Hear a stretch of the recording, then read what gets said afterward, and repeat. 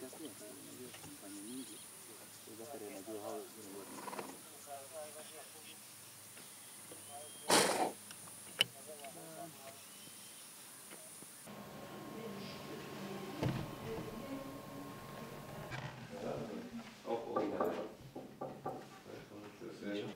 verschiedenen Zähne, die sehr kräftig sind, und da sollte man seine Hand nicht reintun. Wie alt war das Tier? Also das ist ein Trend, der wirklich erschreckend ist, und gerade jetzt im Bereich von Sudan ist das absolut schlimm und sehr traurig, aber die Frage ist, was können wir jetzt noch machen? Das ist eine der Hauptfragen. Und für uns bedeutet das, wir als Forscher vom Leibniz IZW haben die Möglichkeit, mit unserem internationalen Team einen wesentlichen Beitrag zu leisten. Und zwar, wir haben zwei Wege, die uns offen stehen. Der eine Weg ist die, sage ich mal, die Stammzellforschung, was aber sehr futuristisch ist. Aber das betreiben wir derzeit, da komme ich gleich nochmal drauf zurück. Aber der viel interessantere Weg momentan und der greifbare Weg ist eine In-vitro-Fertilisation.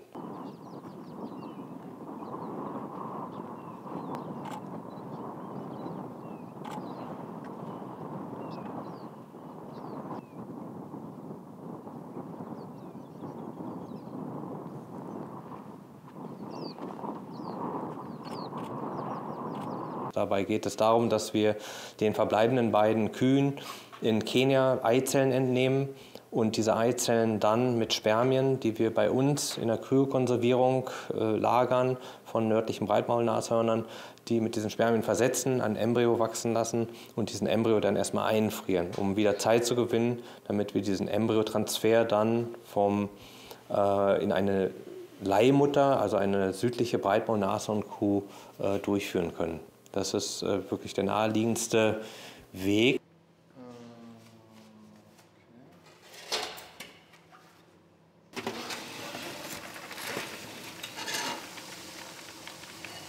Die Zellkulturen drin.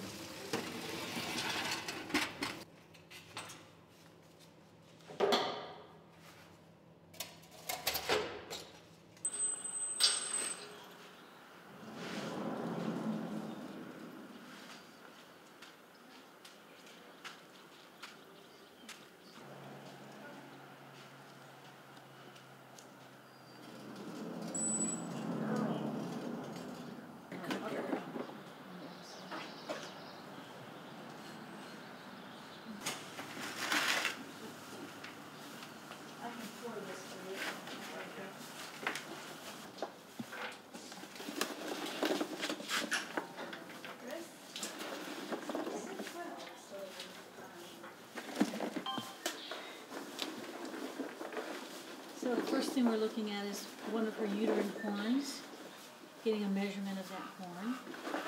And then she's following that horn up to the ovary.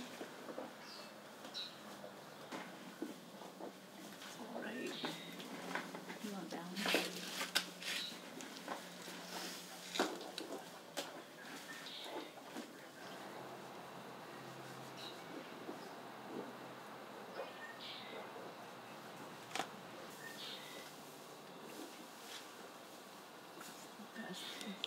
The edema or the fluid in the horns is related to the reproductive cycle, which really has never been documented in this species before.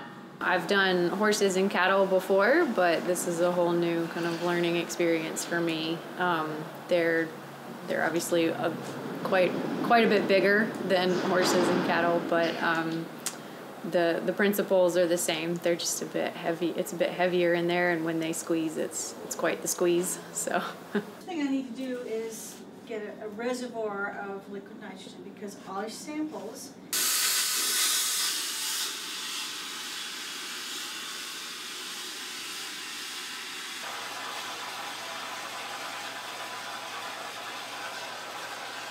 So we do have Angelifu sperm in here. We have a number of other things in here.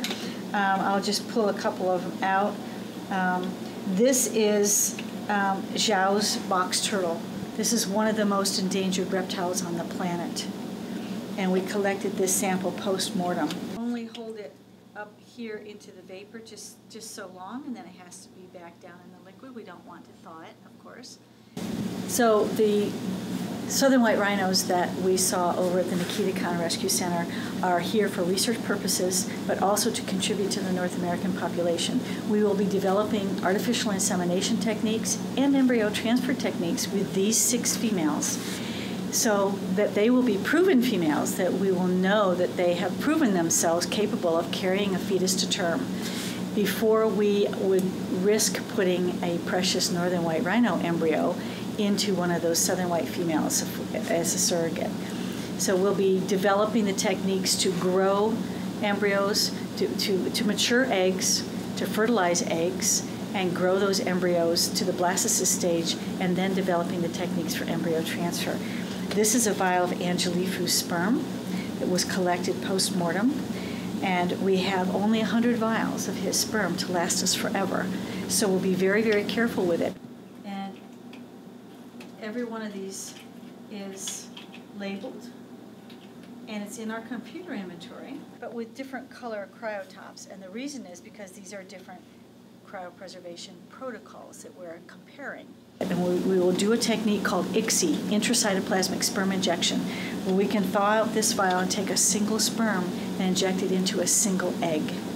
So we can save the sperm for generations to come. And this is a technique that's used widely in humans and cattle, horses, and we are developing it. We've already had some success in the rhino.